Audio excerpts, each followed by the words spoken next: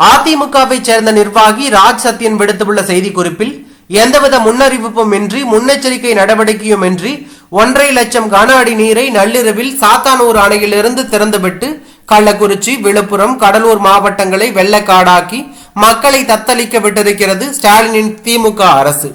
செம்பரப்பாக்கம் என்று இன்று வரையில் அரசியல் செய்பவர்கள் எல்லாம் இப்போது கள்ள மௌனம் சாதிப்பது ஏன்?